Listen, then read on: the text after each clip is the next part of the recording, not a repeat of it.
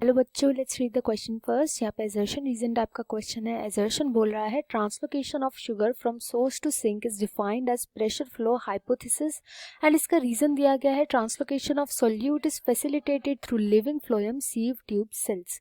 यहाँ पे हमें ऑप्शन दिए गए हैं। Both assertion reason are true but reason is correct explanation of assertion. Both assertion reason are true but reason is not correct explanation of assertion. Assertion is true but reason is false. Assertion is false but reason is true. और both assertion and reason are false. Basically assertion बोल रहा है कि जो translocation होता है sugar का source से सिंक तक, इसी पूरे ट्रांसलोकेशन के प्रोसेस को हम प्रेशर फ्लो हाइपोथेसिस बोलते हैं।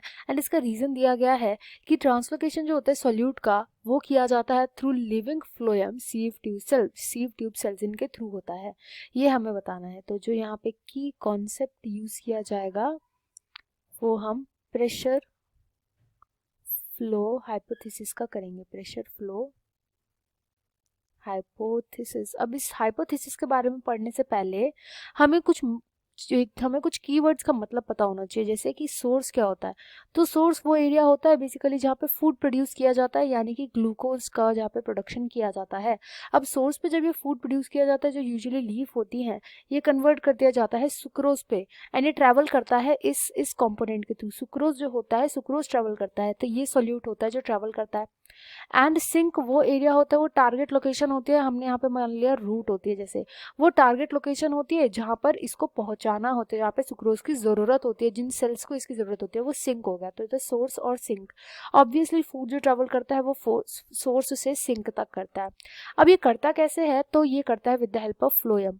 ये तो हमें पता है कि फ्लोएम जो होते हैं ये ऐसे टिश्यूज होते हैं जो हमें हेल्प करते हैं फूड के ट्रांसपोर्ट में या सॉल्यूट के ट्रांसपोर्ट में हेल्प करते हैं।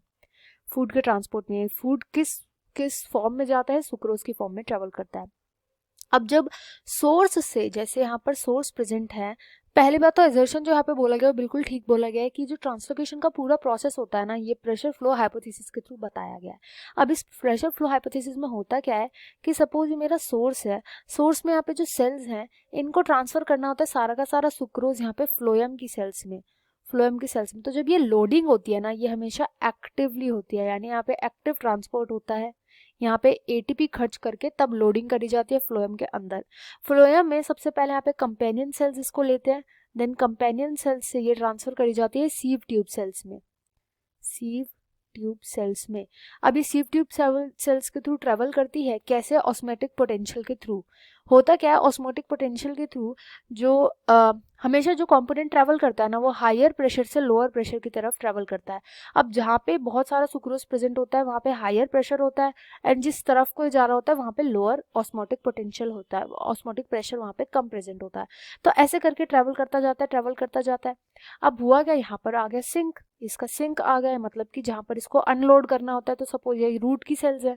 अब रूट की सेल्स में जब इसको अनलोडिंग करनी होती है तो यहाँ पे एटीपी खर्च होता है दोबारा से, यानी यहाँ पे फिर से एक्टिव ट्रांसपोर्ट, यानी एक्टिवली जो होता है यहाँ पे एटीपी खर्च करके तब वापस रूट सेल्स में डाला जाता है। तो ट्रांसलोकेशन जो होता है सॉल्यूट का फैसिलिटेट किया जाता है through living phloem sieve tube sales. ये स्टेटमेंट भी करेक्ट है, बट ये जो असर्शन है उसका कोई क्लियर कट रीजन नहीं है कि ये क्यों होता है, प्रेशर फ्लो हाइपोथेसिस की वजह से क्यों होता है, ये नहीं बताया गया यहाँ पे। इसलिए इसका राइट आंसर आ जाएगा option B. I hope you understood well. Best of luck and thank you.